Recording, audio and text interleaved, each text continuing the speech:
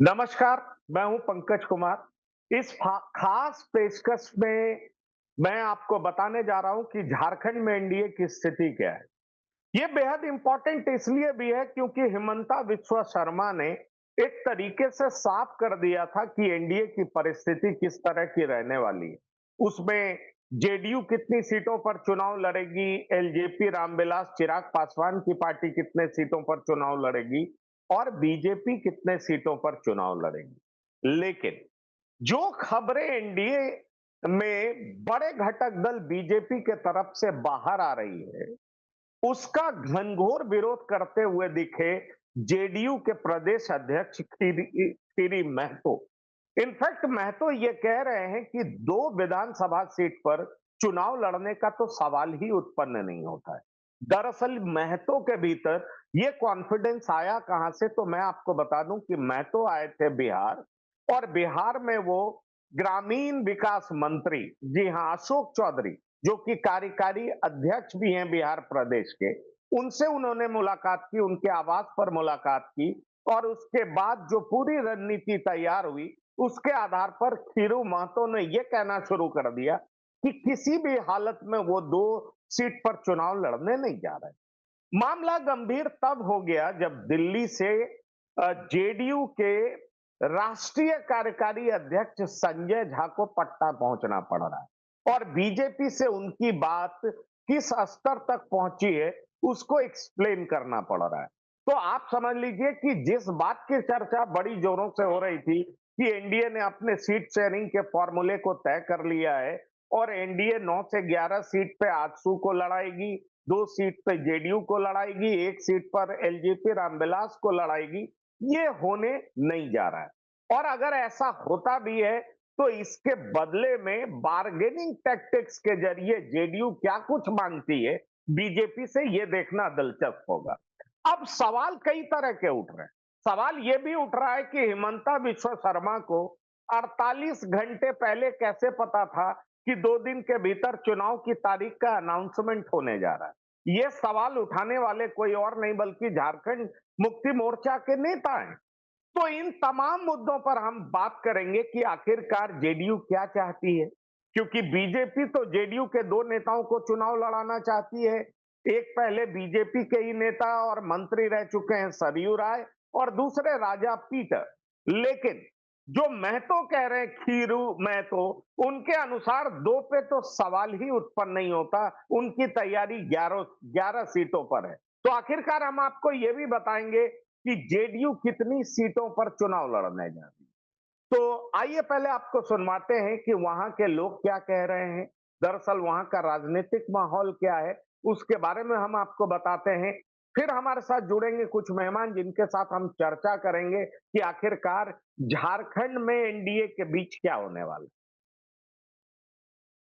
झारखंड पे हम लोगों का चर्चा भारतीय जनता पार्टी के साथ चर्चा में हमारे शीर्षस्थ नेता संजय झा जी या माननीय मंत्री ललन जी सब लोग लगे हुए हैं, बात हो रही है। भारतीय जनता पार्टी के चुनाव लड़ना है, इसमें कहीं कोई संदेह नहीं है। एनडीए के साथ रहना है, इसमें भी कोई संदेह नहीं है। अब हम लोग कितनी सीटों पर लड़ते हैं, कौन कौन सीटें हैं, उस पर चर्चा चल रहा है, फाइनल स्टेज में है। लेकिन लड़ेंगे साथ में, ये तय है। हाँ हाँ, साथ 2 सीट की बात की जाए, क्या सर ये अभी चर्चा चल रही है। अध्यक्ष और लोकप्रिय मुख्यमंत्री नीतीश जी इस पर लगे हुए हैं। हम लोग को सम्मानजनक समझौता होगा। हम लोगों ने 11 सीट लिखित में रूप में दिया है कि हम लड़ेंगे एनडीए गठबंधन में। उस पर विचार चल रहे, मंथन चल रहा है और हो सकता है एक आध दिन में कंप्लीट हो जाएगा। हम लोग इसी क्रम में यहाँ भी आए हुए हैं और हमारे कार्यकारी अध्यक्ष हैं जो संजय झा जी, वो भी है सो आएंगे बाहर, वो भी हैं। तो ये सब फाइनल हो जाएगा एक आध रोज में, उसके बाद आपको लोगों को बता देंगे। 13 सीट से कम नहीं। नहीं, हम लोगों ने 11 सीट दिया है और हमारे सरजू राय बाद में आए तो 12 हो गया, इस तरह से और एक आध 2 सीट दे रहे। तो मेरा कहने का तात्पर्य है जो सीट हमने दिया है उसमें वो चाहेंगे कि हम ये सीट में लड़ें और वो अपना सीट को छोड़ सकते हैं। इस तरह से भी हो सकती है। ऐसा नहीं, तालमेल में जो हम दिए वही रहेगा, उनका भी सीट छोड़ के दे सकते हैं हमको और हमारा भी सीट वो ले सकते हैं। तो समझौता का मतलब कि एनडीए गठबंधन में मजबूती के साथ हम जीत कर आए, ये तय होना है। और इतना हम लोग संतुष्ट हैं कि जेडीयू मतलब एक रिस्पेक्टेबल नंबर पे चुनाव लड़ेंगे। वो सीट दे रहे हैं, वो सीट देने की बात है। अब कितना सीट दे रहे हैं ये आपको तो पता है, लेकिन हम लोग के तो प्रतिनिधि बात कर रहे हैं। अंतिम निर्णय तो अभी होना बाकी है, वो बता देंगे, वो बता देंगे। आपके प्रदेश की तैयारी कितनी सीटों पर है कि हमारी 11 सीटों पे तैयारी कर, 11 सीटों पे लड़ने की तैयारी करे, और झारखंड से हेमंत बिस्वा शर्मा ने कहा कि दूर की जेडीयू को दे रहे हैं। नहीं, अब आप लोग बता रहे हैं, आप ही के चैनल तो बता रहे हैं कि विश्व शर्मा ने कहा है 2-3 सीट मिल सकता है, और आप ही के चैनल अगर हमारे अध्यक्ष ने कहा है कि हम 11 सीटों पर तैयारी करके रखे हैं, तो इसमें आपको कहाँ विरोधाभास नजर आ रहा है? इसमें तो कोई विरोधाभास है नहीं। अरे 11 सीटों पर हमारी तैयारी है, जितने सीटों पर हमारा अंतिम निर्णय होगा। तो ये जेडीयू के 3 कद्दावर नेता, एक अशोक चौधरी जिनको नीतीश कुमार का खासा करीबी माना जाता है, दूसरे विजय चौधरी, वो भी नीतीश कुमार के किचन कैबिनेट के मेंबर हैं, और तीसरे खीरू महतो जो कि झारखंड जेडीयू के प्रदेश अध्यक्ष हैं। तीनों की हमने बात सुनी। खीरू महतो ने तो 11 से भी बढ़कर के कह दिया कि 12 और 13, लेकिन एक बात बहुत साफ दिखी उनके बातचीत में भी कि हम लोग समझौता करेंगे, एनडीए मजबूती से चुनाव लड़ेगा, मतलब एनडीए के भीतर दांवपेच जारी है, पर एनडीए इंटैक्ट रहेगा, ऐसा इंडिकेशन तीनों दे रहे हैं। पर खीरू महतो एक बात बहुत इंटरेस्टिंग बता रहे हैं। वो ये बता रहे हैं कि सम्मानजनक स्थिति में चुनाव लड़ा जाएगा। अब सम्मानजनक स्थिति क्या होगी जेडीयू के लिए, ये समझना बहुत इंपॉर्टेंट, और इसी को हम डिकोड करेंगे। आप जो दर्शक हमारे साथ जुड़ रहे हैं, मैं आपसे बताना चाहूंगा कि असली स्थिति क्या होगी वो हम आपको बताएंगे, और साथ ही साथ बताएंगे कि किन मुद्दों पर चुनाव लड़ा जाएगा, कैसे एनडीए वर्सेस महागठबंधन में जबरदस्त टसल होगा, और वो 4 फैक्टर क्या होंगे जिससे जीत और हार का फैसला होगा, वो भी हम आपको बताएंगे। लेकिन पहले हम आपको बताएंगे कि जेडीयू कितनी सीटें लेगी, हम आपको बताएंगे आजसू को कितना मिलेगा, हम आपको बताएंगे चिराग पासवान को कितना मिलेगा, और फाइनली एनडीए में सहमति कितने सीटों पर बनेगी, ये हम आपको बताने जा रहे हैं। तो हम सीधा लेकर के चलते हैं अपने मेहमानों के पास जो हमारे साथ जुड़ रहे हैं, उनसे हम आपका परिचय करा दें। हमारे साथ जो मेहमान जुड़े हैं, उनमें से एक है डॉक्टर संजय कुमार, राजनीतिक विश्लेषक हैं, आपका बहुत-बहुत स्वागत है। दूसरे मेहमान हमारे साथ हैं प्रियदर्शी रंजन, वरिष्ठ पत्रकार हैं, आपका भी बहुत स्वागत है। डॉक्टर संजय, बड़ा सीधा सा सवाल है। एनडीए में सब कुछ ठीक लग रहा था, जब फाइनल स्टेज आया तो खीरू महतो कहते हैं सम्मानजनक स्थिति में हम चुनाव लड़ेंगे, एनडीए के जम करके चुनाव लड़ेगी, मतलब एनडीए से अलग हटने की बात तो नहीं कह रहे, चाहे विजय चौधरी बोल रहे हो, अशोक चौधरी बोल रहे हो, लेकिन खीरू महतो 11 से भी बढ़कर के 12-13 पे पहुंच जा रहे हैं। आखिरकार ये सम्मानजनक स्थिति जेडीयू की होगी क्या? नहीं, मुझे नहीं लगता है कि जितना एक्सपेक्टेशन है जेडीयू को उतना मिल पाएगी। अब वो 11 की बात करें, 13 की बात करें, उससे आगे की बात करें, लेकिन 2014 और 2019 दो बार तो वहां जेडीयू चुनाव लड़ी है ना अकेले, कहाँ कुछ कर पाई। इस बार बीजेपी के साथ एक अलायंस की बात चल रही है, और बीजेपी आजसू को ऑलरेडी 10-11 सीट पर उनके साथ एक समझौते की बात चल रही है। संभवतः कल चिराग पासवान जी कम से कम 1 सीट तो इनको देना ही पड़ेगा। जेडीयू के खाते में अगर ये 3 तक दे सकते हैं, अगर उससे आगे 4-5 की बात ये करेंगे, तो मुझे नहीं लगता है कि बीजेपी बहुत सहज हो पाएगी इनके साथ। रह गई बात कि अशोक चौधरी झारखंड के प्रभारी, खीरू महतो तो वहां के अध्यक्ष ही हैं, वो आए हैं, मिले हैं। अब सरजू राय और राजा पीटर, 2 बड़े नाम, बड़े कद्दावर नेता हैं झारखंड के, जो अभी जेडीयू के पाले में हैं। अब वो कौन सा गणित उनको जेडीयू का समझा रहे हैं वहां कि जेडीयू की यहाँ जमीन है और जेडीयू को अड़ना चाहिए, जेडीयू को मजबूती के साथ सीटों को लेकर के तालमेल में कोई कॉम्प्रोमाइजिंग स्थिति में नहीं होनी चाहिए। तो पहले तो खबर यही आई थी कि 2 या 3 सीट पर शायद समझौता हो गया। हेमंत बिश्व शर्मा भी यही बता रहे थे। अब एक नई बात आ गई कि नहीं 11 नहीं 13 की बात। सरजू राय और राजा पीटर को भी उसमें जोड़ लिया गया। 11 तो हम पहले ही से थे। मुझे नहीं लगता है कि इतनी सीटों पर कोई सम्मानजनक समझौता हो पाएगा और इतनी सीटें बीजेपी इनके लिए छोड़ देगी, वैसा लगता नहीं है। थोड़ा और हम लोगों को इंतजार करनी होगी कि कहां तक जा करके बात बन पाती है, लेकिन इतनी बात लग रही है कि जेडीयू बीजेपी के अलायंस में ही चुनाव लड़ेगी। 2 चुनाव अकेले लड़के वो देख चुकी है, झारखंड में वो परफॉर्म नहीं कर पाई, इसलिए इस बार बीजेपी से अलग हट करके चुनाव लड़ने जैसी कोई स्थिति दिख नहीं रही है। चाहे वो विजय चौधरी के अंदाज देखिए बोलने का, बताने का, चाहे अशोक चौधरी का देखिए, चाहे खीरू महतो का देखिए, बड़े सधे हुए तरीके से कर रहे हैं। हाँ, पार्टियों को अधिक से अधिक सीट मांगते ही हैं लोग, रखते ही हैं अलायंस में, रखेंगे ही, लेकिन ऐसा नहीं है कि जो सीट मांग लेंगे और वो सीट उनको चुपचाप वो थाली में परोस करके बीजेपी दे देगी, ऐसा कुछ नहीं है। क्योंकि बीजेपी में भी अंदर में कई जो हैं वो लोग हैं जो अपनी अपनी उम्मीदवारी का इंतजार कर रहे हैं। बीजेपी अपनी मजबूत सीट को जो लगता है कि हम वहां से चुनाव निकाल पाएंगे, उन सीटों पर अपनी दावेदारी छोड़ करके जेडीयू को दे देगी। मुझे नहीं लगता है ऐसा, लेकिन हाँ, जब ये जेडीयू भी अगर मजबूती के साथ अड़ेगी, कहेगी कि नहीं हम एक सम्मानजनक सीट दीजिए, तो अब 2 से सीट तो अधिक बढ़ ही जाएगी। अब 3 हो जाए, 4 हो जाए, जो हो जाए, इससे अधिक नहीं। मुझे नहीं लगता है। डॉक्टर संजय, मैं आपकी बात से बहुत हद तक सहमत हूं, लेकिन देखिए कल और आज में एक बड़ा फर्क है। मैं चाहूंगा प्रियदर्शी रंजन आए। कल और आज में ये फर्क है कि जेडीयू आज बेहतर बार्गेनिंग पोजीशन में है, और कहते हैं ना कि राजनीति में समय, काल और परिस्थिति बहुत इंपॉर्टेंट होता है। आपका समय कैसा है, आपकी परिस्थिति क्या है, और आप कौन से काल में बैठे हुए, मतलब किस समय आप क्या चीज बार्गेन कर रहे हैं, ये बहुत इंपॉर्टेंट।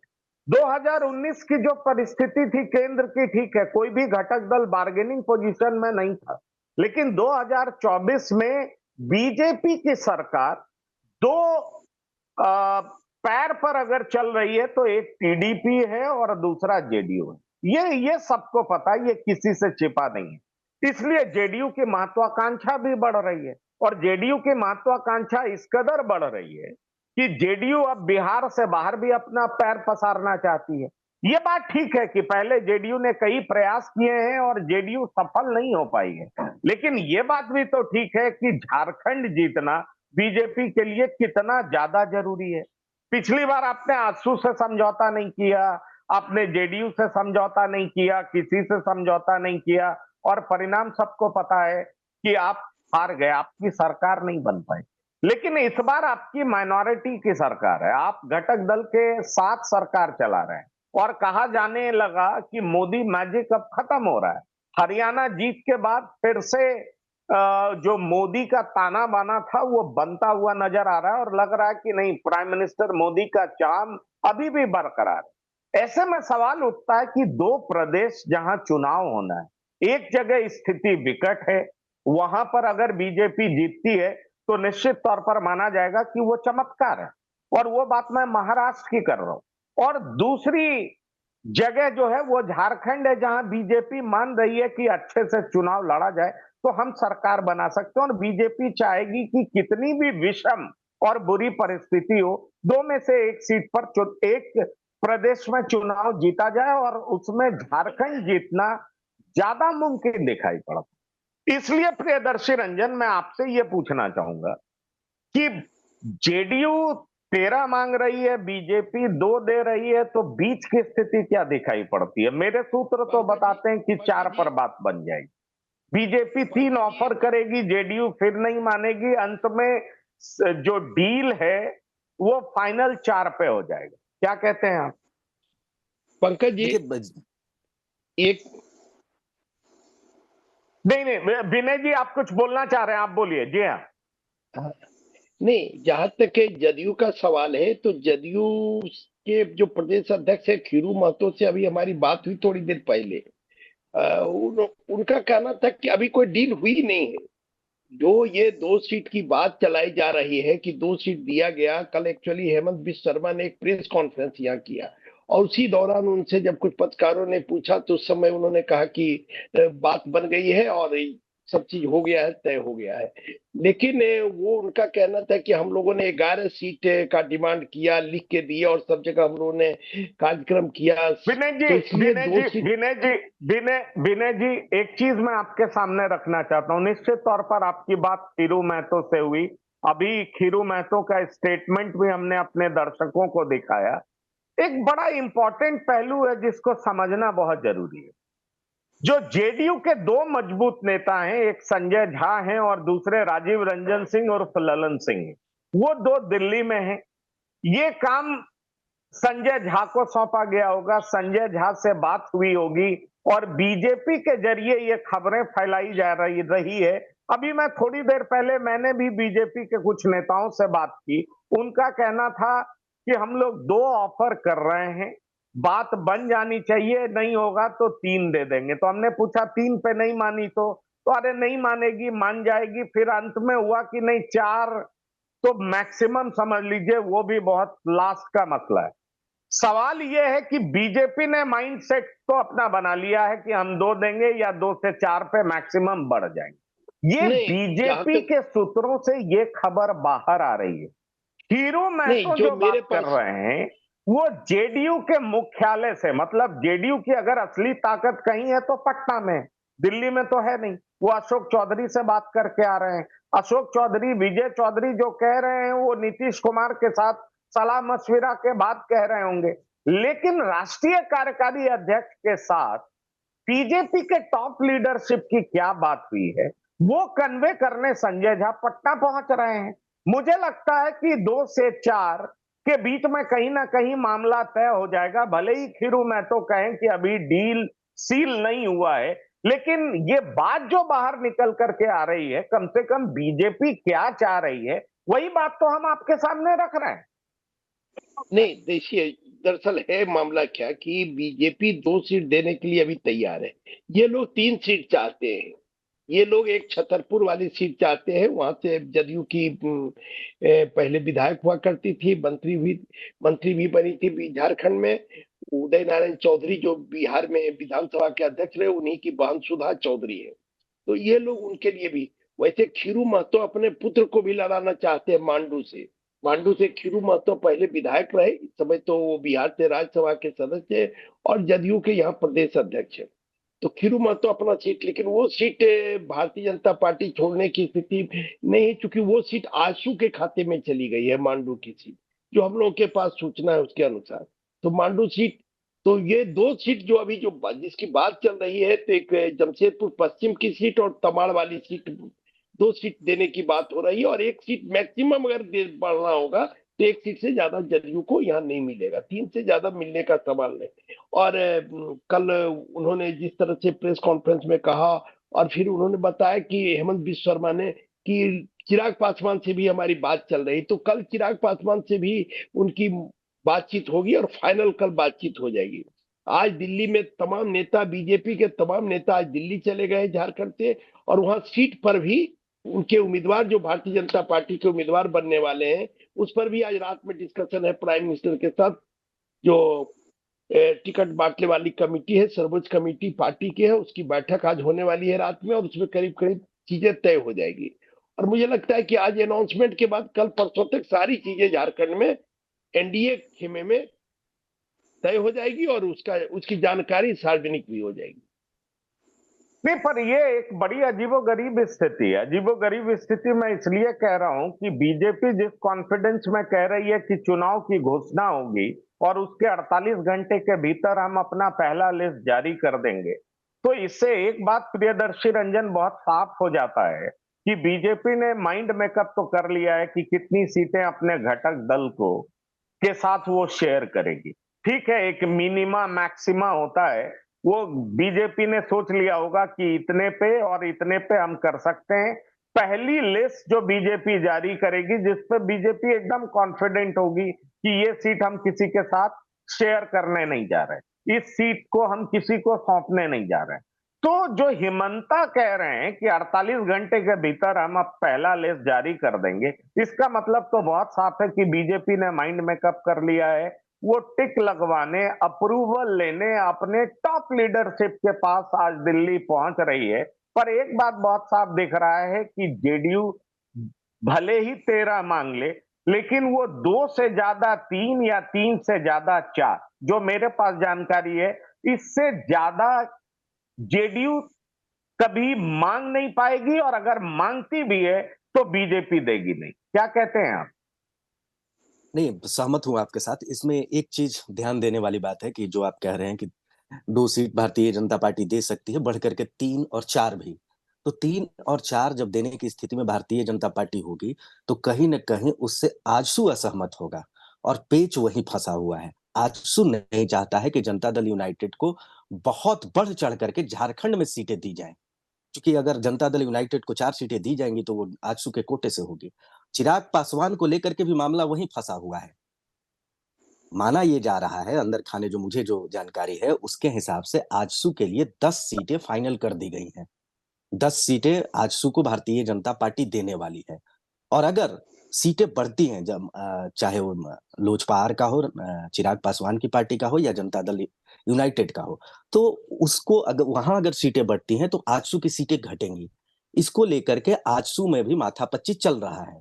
वो नहीं चाहता है कि बिहार की इन क्षेत्रीय पार्टियों का झारखंड में इस तरीके से वर्चस्व बढ़े। दूसरी बात, ये लोग जो चाहे वो नीतीश कुमार हो या चिराग पासवान हो, ये दोनों लोग जो लाल बुझौल का खेल झारखंड में खेल रहे हैं, उसकी बड़ी वजह केंद्र की राजनीति है। क्योंकि केंद्र के अभी एनडीए में तो ये दोनों दुलरुआ हैं, जिद्दी बच्चा हैं, एक तरीके से कहा जाए और इनकी जिद मानना या इनको किस तरीके से बहलाए-फुसलाए भारतीय जनता पार्टी, वो बहुत कुछ केंद्र की राजनीति पर निर्भर करता है। चूँकि केंद्र की भारतीय जनता पार्टी के लिए केंद्र की राजनीति में बने रहना या उसकी उसकी स्थिरता ज़्यादा ज़रूरी है कि झारखंड में क्या होता है और क्या नहीं होता है। यही कारण है कि आप देख लीजिए हरियाणा चुनाव में जिस तरीके से कांग्रेस की बुरी हार हुई यानी इंडिया गठबंधन की बुरी हार हुई, उसके बाद भी ये लोग जिद पर अड़े हुए हैं तो कहीं न कहीं दिल्ली में इनकी मजबूती है। उसके बदौलत झारखंड में ये बार्गेन कर रहे हैं। चूँकि देखिए झारखंड में जो स्थिति है, उसमें लोक जनशक्ति पार्टी जो सीटें माँग रही है तो वो तो अपने दलित वोटों के आधार पर माँग रही है। लेकिन वहाँ झारखंड में दलित वोटों की लड़ाई है ही नहीं। दलित वोट एक तरीके से परंपरागत वोट है भारतीय जनता पार्टी का। 16 से 17% जो दलित वोट है, वो कमोबेश भारतीय जनता पार्टी का परंपरागत वोट है। और दलितों के पास एक से बढ़कर एक नेता भी है भारतीय जनता पार्टी के। विधानसभा में नेता प्रतिपक्ष भी भारतीय जनता पार्टी ने दलित समुदाय से बना रखा है। इस तरीके से कई ऐसे ने, नेता हैं जो भारतीय जनता पार्टी को दलित समुदाय में मजबूती देते हैं। तो चिराग पासवान की उतनी स्थिति बनती नहीं है और जनता दल यूनाइटेड का भी आप देख लीजिए पिछले विधानसभा चुनाव में उनको 1% से भी कम वोट आया था। 1% से भी कम वोट आया था अकेले चुनाव लड़ने देखिए, लॉजिक ये नहीं है प्रियदर्शी रंजन, ये सारी बात सही है, मैं आपकी बातों से सहमत हूं, लेकिन मैंने जैसा कि पहले कहा कि पॉलिटिक्स में ये बहुत मैटर करता है कि आप किस परिस्थिति में, किस समय में, समय काल और परिस्थिति बहुत मैटर करता है। यही जेडीयू कितनी सीटें जीती थी पिछली बार, आपको याद होगा? जेडीयू मेरे ख्याल से 18 सीटें जीती थी। कितनी जीती थी? टोटल 39 सीटें थीं और 39 सीटों में 6 सीटें, डॉक्टर संजय एग्जैक्ट फिगर बताएं, पिछली बार एनडीए की सीटें 39 थी लोकसभा में, कितनी सीटें थी जेडीयू के पास? नहीं बटा था। आपकी आवाज नहीं सुन पा रहा हूं मैं। 17 सीटें थी। अभी जेडीयू के पास 12 सीटें हैं, लेकिन अभी जेडीयू का ज्यादा दबाव काम करेगा और पिछली बार 17 सीटें होने के बावजूद जेडीयू दबाव डालने की स्थिति में नहीं थी। नीतीश कुमार मंत्रिमंडल में शामिल होने के लिए अपने लोगों को लेकर दिल्ली पहुंचे थे और नाराज होकर के दिल्ली से लौटे थे और बीजेपी ने नीतीश कुमार तक को नहीं मनाया था, आपको याद होगा। और इस बार भले ही नीतीश कुमार वो नीतीश कुमार नहीं हो, लेकिन परिस्थिति ऐसी है कि जेडीयू 12 सीट लेकर के भी पहलवान है। पहले 17 सीट का वैल्यू नहीं था, आज 12 सीट बहुत इंपॉर्टेंट है।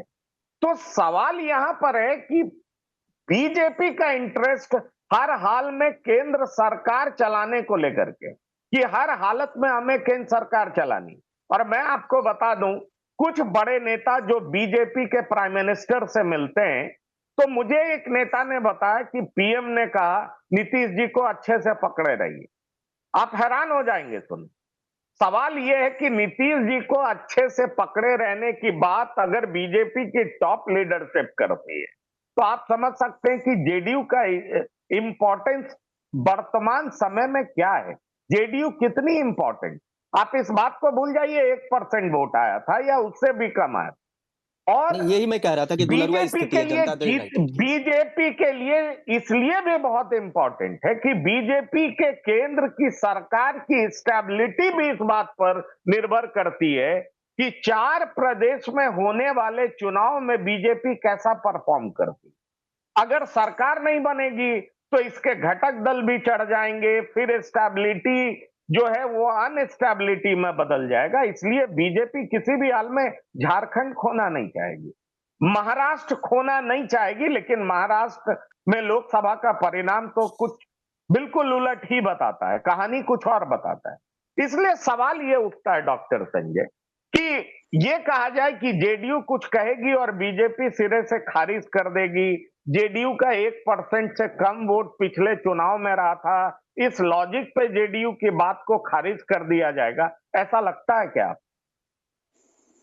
नहीं, बिल्कुल आपने कहा कि परिस्थितियां जो है वो राजनीतिक ताकत को बढ़ाती है और परिस्थितियां ही राजनीतिक ताकत को उदासीन कर देती है, न्यूट्रल कर देती है।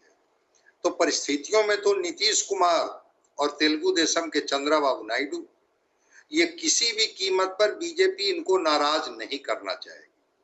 ठीक है, इनके हिस्से में कुछ और इसकी बड़ी वजह भी है। बड़ी वजह यह है कि आपने पिछली बार आजसू का साथ नहीं लिया, आप हार गए। आपने अलायंस नहीं किया, बहुत ज्यादा कॉन्फिडेंट थे, आपकी हार हो गई। और आदिवासी क्षेत्रों में आप 28 में 26 सीटें हारे। इस बार आप उस तरीके से अफोर्ड नहीं कर सकते। उस समय झारखंड आपके लिए छोटा प्रदेश था, उतना इंपॉर्टेंट नहीं था, क्योंकि आपको अपने दम पे 303 सीटें बीजेपी को लोकसभा चुनाव में मिली। पर आज स्थिति बिल्कुल उलट है। आज आपको अगर टेस्ट मैच में बेहतर परफॉर्म करना है, तो वनडे में भी बेहतर परफॉर्म करना है, T20 में भी बेहतर परफॉर्म करना है। और एक दूसरे तीसरे का परफॉर्मेंस इंटरलिंक्ड है, एक दूसरे तीसरे से कनेक्टेड है, वो एक दूसरे तीसरे पर निर्भर करता है। इसलिए आप ये अफोर्ड नहीं कर सकते कि आजसू को छोड़ दें, आप अफोर्ड नहीं कर सकते जेडीयू को छोड़ दें। भाई सबसे बड़ी बात ये है, आप देख लीजिए कि हरियाणा में जीत और फासला का परसेंटेज क्या है, 1% से कम है ना। अगर आम आदमी पार्टी के साथ भी कांग्रेस का अलायंस होता तो आम आदमी पार्टी तकरीबन 1.89% जो है वो 1.892% से कुछ कम वोट लाई। अब आप समझ लीजिए कि 2% वोट अगर कांग्रेस में ऐड हो जाता तो आज कांग्रेस की सरकार हो। तो लड़ाई जब नेक टू नेक हो तो आप ये अफोर्ड नहीं कर सकते, भले ही 1-2 सीट आपको छोड़ना पड़े, आपको छोड़ना पड़ेगा। ये केंद्र में भी मजबूरी है, ये राज्य में भी मजबूरी है, यही समय है, यही काल है और यही परिस्थिति है। नहीं, वो परसेंटेज से भी ज्यादा महत्वपूर्ण ये है कि कुछ सीटों पर हरियाणा में आप पार्टी को जितना वोट आया उतने ही वोट से भारतीय जनता पार्टी वहां से चुनाव जीती। मतलब अगर वो वोट ऐड हो जाता कांग्रेस के साथ, आप पार्टी ने तो कहा ही था और राहुल गांधी तैयार भी थे, लेकिन भूपेंद्र हुड्डा ने जिस तरह से एक रुख अपनाया, उस रुख के बाद जो परिणाम आया सबके सामने है। और फिर वो किस पीड़ा में राहुल गांधी कहे कि नहीं, पार्टी हित से ज्यादा लोगों ने निजी हित का ध्यान रखा और जिसका खामियाजा हमको हरियाणा में भुगतना पड़ा। बिल्कुल आप सही कह रहे हैं कि बीजेपी कॉम्प्रोमाइजिंग स्थिति में है झारखंड में। उसके 2-3 कारण हैं जो मैं समझ पा रहा हूं, जहां तक मेरी अपनी समझ आती है। एक, किसी भी कीमत पर महतो वोटर को नाराज झारखंड में बीजेपी नहीं करना चाहेगी। नीतीश कुमार कहीं ना कहीं से उसको रिप्रेजेंट करते हैं वहां। खीरू महतो इनके अध्यक्ष हैं, लेकिन महतो वोट प्रभावित होता है नीतीश कुमार जी से झारखंड में। या जो बिहार के सटे हुए जो इलाके हैं, कोडरमा है, गिरिडीह है, चतरा है, पलामू है, वो चाहे वो जमशेदपुर का इलाका है, वहां पर महतो वोट नीतीश कुमार जी से प्रभावित होते हैं। दूसरा, जो दो इनके नेता हैं, चाहे वो राजा पीटर हों, चाहे इनके सरजू राय हो, दोनों ने दो दो मुख्यमंत्रियों को हराया। अगर रघुवर दास को कोई हराया तो वो सरजू राय जी ने हराया, और राजा पीटर ने एक बार शिबू सोरेन जी को हरा दिया था। तो दो कद्दावर नेता इनके साथ हैं, जिनके पास एक अपनी जमीन है और झारखंड की समझ है। तो एक तो की जो केंद्र की स्थिति है, उसमें भी बीजेपी बहुत कुछ नीतीश कुमार को नाराज करने की स्थिति में नहीं है। झारखंड की परिस्थितियां हैं जिसमें इनके पास दो बड़े कद्दावर नेता हैं, सरजू राय और राजा पीटर जैसे लोग हैं। खीरू महतो और महतो का जो वोट है वो तो इनके साथ खड़ा ही है। बिहार के सटे हुए जो जिले हैं, जहां बिहार चीजों को प्रभावित करता है, तो बीजेपी इन सारी चीजों को ध्यान में रखेगी और ऐसी कोई गलती नहीं करेगी जिससे जेडीयू नाराज हो जाए। इसलिए कुछ सीटें समझौते के बाद, जो खीरू महतो कह रहे हैं ना कि अभी समझौते का आखिरी चरण नहीं हुआ है, ठीक है वो कुछ बोल रहे हैं, लेकिन अभी समझौता तो हुआ ही नहीं है। ये अभी हमारे तरफ से भी तय हुआ है कि हमें कितनी सीटों पर लड़नी है। अगर बीजेपी के लोग बोल रहे हैं कि उनको इतनी सीटें दे दी गई, तो अभी इस तरह की वार्ता हुई कहाँ है? उस बात में दम मुझे लगता है कि खीरू महतो ठीक कह रहे हैं, लोग बैठेंगे और कुछ सीटें बीजेपी को इनको बढ़ानी भी पड़ेगी, देने भी पड़ेगी, तो बीजेपी इनको सीटें देगी, लेकिन जेडीयू को नाराज नहीं करेगी। चलिए, ये बात बिल्कुल सही है और आपको ये भी बता दें, क्योंकि दर्शकों को ये बताना बेहद जरूरी है कि इलेक्शन कमीशन ऑफ इंडिया जो है अपने प्रोसेस को उन्होंने स्टार्ट कर दिया है। उसके मुखिया बैठ गए हैं ये घोषणा करने के लिए कि झारखंड और महाराष्ट्र में चुनाव कब होना है।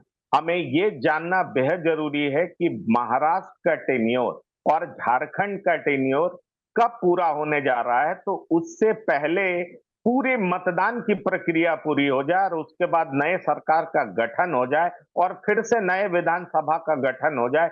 इसलिए थोड़ी देर में इलेक्शन कमीशन ऑफ इंडिया ये सारी बातें बताने जा रही है और हम अपने दर्शकों को बताएंगे भी कि आखिरकार चुनाव कब होने जा रहा है। लेकिन एक बात बहुत इंपॉर्टेंट है विनय जी, क्योंकि आप बिहार और झारखंड की राजनीति के चप्पे चप्पे से अवगत हैं, तो मैं आपसे ये पूछना चाहूंगा कि जिस तरह की टसल दिखाई पड़ रही है झारखंड में और हेमंत सोरेन और बीजेपी के बीच में, जैसे आप देखिए मैया योजना, 1000 रुपए देने की घोषणा हेमंत सोरेन सरकार ने की, बीजेपी ने अनाउंस कर दिया महिलाओं को 2100 रुपए देगी। फिर कल कैबिनेट में पास करा लिया गया कि हेमंत सोरेन की सरकार 2500 रुपए देगी। तो समझिए कि अब जो ये फ्रीबीज बांटने की प्रक्रिया जो चल पड़ी है, आम आदमी पार्टी ने शुरू किया, उसको बीजेपी भी अपनाना शुरू की, अब हेमंत सोरेन भी अपनाने में जुट गए हैं। ऐसे में बड़ा साफ दिखाई पड़ रहा है कि लड़ाई टसल किस तरीके से है, कैसे वहां चुनाव लड़ा जा रहा है और वहां मुद्दे क्या होने जा रहे हैं।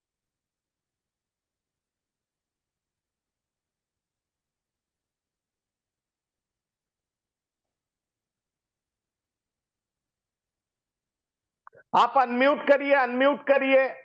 करिए विनय जी। यह जो सबसे सबसे बड़ी समस्या है बेरोजगारी की, और यहाँ के नौजवान चाहते हैं कि हमको नौकरी मिले, और परीक्षाओं में हर बार धांधली होता है। जो नौकरी के लिए परीक्षाएं आयोजित होती है, शुरू से जब से झारखंड निर्माण हुआ तब से अगर आप देखेंगे झारखंड के एग्जाम्स को, जेपीएससी के एग्जाम्स को, कहीं ना कहीं गड़बड़ी की बू आती रही। तो यहाँ के नौजवान यही चाहते हैं कि साफ सुथरा परीक्षा हो, जिससे कि झारखंड के प्रतिभावान नौजवानों को उसमें मौका मिले। और जब नौकरी में मौका नहीं मिलता है तो यही नौजवान पलायन करते हैं, दूसरे राज्य चले जाते हैं। तो एक तो आप कहिए कि जो मेधा है इस राज्य की, जो युवा वर्ग में जो मेधा है, जो बुद्धि है, उसका भी पलायन हो रहा है, यहाँ नौकरी नहीं मिले। तो ये बड़ा मुद्दा मुझे लगता है कि झारखंड के चुनाव में बनेगा। झारखंड के चुनाव में पलायन बड़ा मुद्दा बनेगा, लेकिन प्रियदर्शी रंजन, क्या आप मानते हैं कि हरियाणा में जो जीत मिली है उसका बड़ा असर झारखंड में भी पड़ेगा? एक मुद्दा ये है, क्या आप ये मानते हैं कि आदिवासी वर्सेस नॉन आदिवासी भी एक बड़ा मुद्दा होगा? क्योंकि हेमंत सोरेन की गिरफ्तारी हुई, अभी ईडी ने कल रेड किया, मिथिलेश ठाकुर बयान दे रहे हैं कि बीजेपी हमें डराना चाह रही है, अपने साथ लाना चाह रही है, लेकिन किसी भी तरीके से दबाव की राजनीति हम करने वाले नहीं है और दबाव में आने वाले नहीं।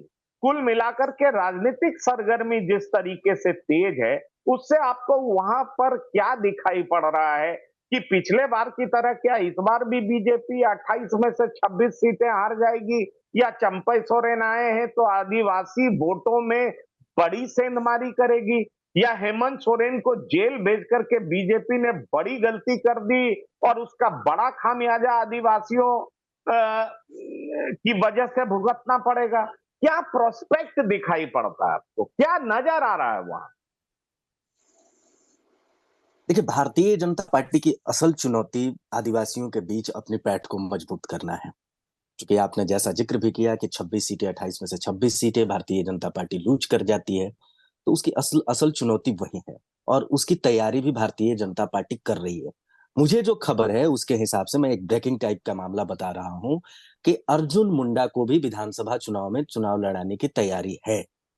हालाँकि अर्जुन मुंडा इस बात को तैयार नहीं है कि वे विधानसभा चुनाव लड़ेंगे, वे अपनी पत्नी के नाम का उन्होंने प्रस्ताव रखा है। उनकी जो पत्नी है मीरा मुंडा को चुनाव लड़ाने के लिए अर्जुन मुंडा आगे कर रहे हैं।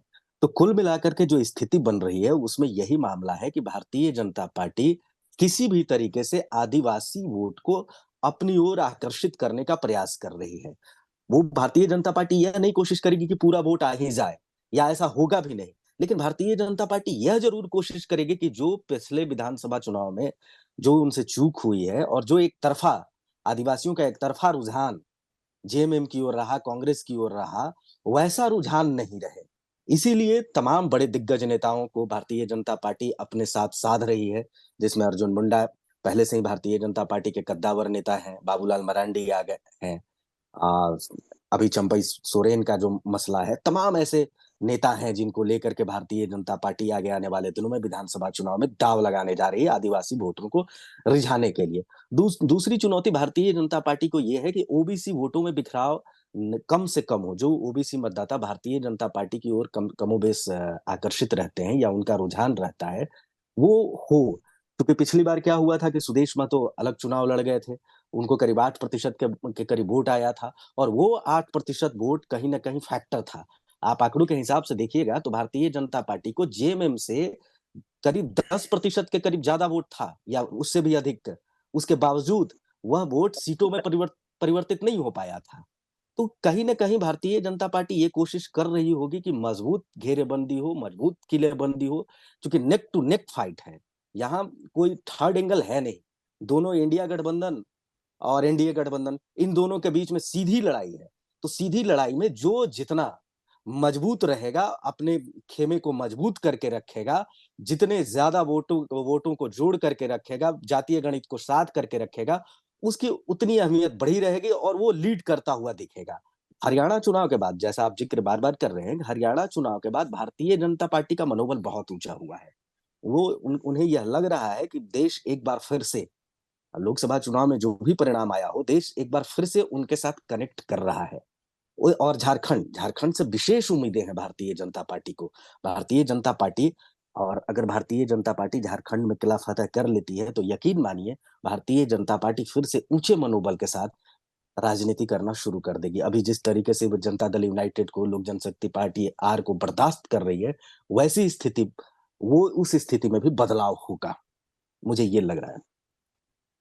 उस स्थिति में भी बदलाव होगा, लेकिन बड़ा सवाल फिर वही उठ करके खड़ा होता है कि क्या झारखंड में जो हमने लगातार परिवर्तन देखा है, वो परिवर्तन क्या हम इस बार देखेंगे? हरियाणा में जो आश्चर्यजनक रूप से बीजेपी जीती, क्या झारखंड में बीजेपी को जो ज्यादा चांसेस दिखाई पड़ रहे हैं, क्या इसको जीत में कन्वर्ट कर पाएगी बीजेपी? और कन्वर्ट कर पाएगी तो इसके बड़े-बड़े मुद्दे क्या होंगे? एक तो महिलाओं के लिए जो राशि तय की गई है और जो कंपटीशन दोनों के बीच में दिख रहा है, क्या वो तय करेगा कि महिलाएं किधर जाएंगी? क्या ये तय करेगा कि आदिवासी किधर वोट करेंगे? क्या इस बात पर तय होगा? क्या जो विनय जी कह रहे थे कि बेरोजगारी और पलायन एक बड़ा मुद्दा है, क्या ये तय करेगा कि झारखंड में किसकी सरकार बनेगी? या क्या ये तय करेगा कि घुसपैठिए झारखंड में बहुत ज्यादा संख्या में आ चुके हैं और हेमंत सोरेन सरकार कुछ नहीं कर रही, जैसा कि बीजेपी आरोप लगा रही है? तो क्या ये तय करेगा, क्योंकि बीजेपी चाह रही है कि किस तरीके से बहुत बड़े रीजन में घुसपैठिए आ चुके हैं, मुसलमानों की आबादी बढ़ रही है और जो आदिवासी हैं उनकी आबादी घट रही है और इस वजह से पूरा डेमोग्राफिक चेंज हो रहा है और ये डेमोग्राफिक चेंज आदिवासियों में जागृति लाने का काम करेगा और इसलिए वो बीजेपी को वोट करेंगे। ये देखना दिलचस्प होगा। तो सवाल ये उठता है कि पिछली बार और अब की तुलना में फर्क कई है।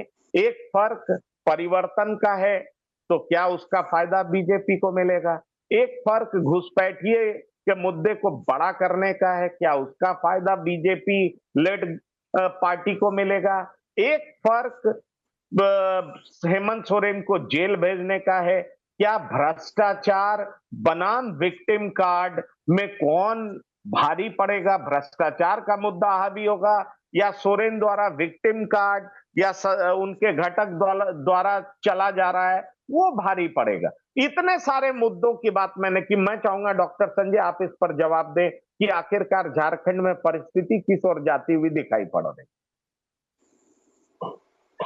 देखिए, लड़ाई बिल्कुल आमने सामने की होगी और हेमंत बिश्व शर्मा को जो जिम्मेवारी दी गई है झारखंड की, तो वैसे वोटर, वैसे वर्ग जो किसी वजह से भाजपा से नाराज थे, उनको साधना था और वैसे वर्ग में वो जो 26-27% जो वहां पर जो ट्राइबल पॉपुलेशन है, जो आदिवासी समाज है, ठीक है, आदिवासी समाज में इनके पास अर्जुन मुंडा हैं, बाबूलाल मरांडी हैं, अभी चंपई सोरेन आ गए हैं, ऐसे चेहरे हैं, लेकिन उसके बाद भी आदिवासियों के बीच में बीजेपी क्यों फेलियर रही?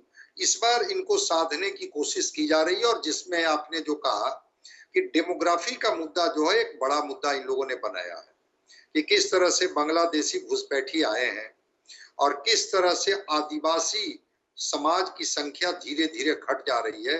ये आदिवासियों के मन मस्तिष्क में डालने की कोशिश की जा रही है कि देखिए आपके तो अस्तित्व को ही समाप्त किया जा रहा है और आपकी जगह कौन ले रहे हैं। और उन लोगों ने तो बजाबते लिस्ट जारी किया है कि किस तरह से वो जो बांग्लादेशी घुसपैठी आए हैं वो शादी विवाह कर करके और धर्म परिवर्तन भी कर रहे हैं। ईसाई मिशनरी का मुद्दा भी ये जो है विश्व शर्मा ने मजबूती से उठाया है कि किस तरह से कन्वर्जन का मामला झारखंड में चल रहा है। तो ये जो वहां के ट्राइबल पॉपुलेशन है और खास करके जो आदिवासी समाज है जिसमें जो कई जातियां हैं, जनजातियां हैं, 11-12 जनजातियां हैं, उन जनजातियों को साधने की कोशिश की जा रही है, चाहे वो संथाल का इलाका हो या कोल्हान का इलाका हो। चंपई सोरेन को तो कोल्हान का टाइगर ही कहा जाता है, लेकिन संथाल में भी बड़ी तेजी के साथ वो जो डेमोग्राफी का मामला है उसको उठाया गया है। और वो जो गोड्डा के सांसद हैं उन्होंने तो बजाबते एक लिस्ट जारी किया है कि कैसे इन्फिल्ट्रेशन को न रोका जा रहा है बल्कि हेमंत सोरेन और उनको प्रश्रय दे रहे हैं। तो एक मुद्दा है। रह गई बात अलायंस को लेकर के, इस बार बीजेपी सतर्क है। वो आजसू को भी साथ करके रखना चाहती है, वो जेडीयू को भी साथ करके रखना चाहती है और वो चिराग पासवान की पार्टी को भी साथ करके रखना चाहती है। जो वहां पर 8-9 सीटें हैं शेड्यूल कास्ट के, इसमें पिछली बार भी ये बहुत अच्छा परफॉर्म नहीं कर पाई थी भारतीय जनता पार्टी। तो शेड्यूल कास्ट, ओबीसी और जो ट्राइबल पॉपुलेशन है, ये 3 लोगों के बीच में टास्क दे दिया गया है कि आप इनको साथिए। फ्रीबी की बात तो है, तो वो बीजेपी भी अब उसी राह पर चल पड़ी है जिस राह पर हेमंत सोरेन है। अगर हेमंत सोरेन कोई घोषणा कर रहे हैं तो इधर से ये भी घोषणा कर रहे हैं कि ठीक है, अगर वो मैया योजना लाए हैं तो हम भी महिलाओं के लिए योजना लाएंगे और इसको करेंगे। अगर वो ठीक है, चलिए अभी इलेक्शन कमीशन ऑफ इंडिया क्या अनाउंस कर रही है वो आपको सुनाने जा रहे हैं कि election commission of India Jharkhand और महाराष्ट्र के लिए क्या बोलने जा रही है। उसको सुनिए कि चुनाव कब होने जा रहा है, जरा उसको सुनिए, क्योंकि महाराष्ट्र में चुनाव होना है, झारखंड में चुनाव होना है और इलेक्शन कमिश्नर इस बात को अनाउंस करने जा रहे हैं, तो उसको सुनिए।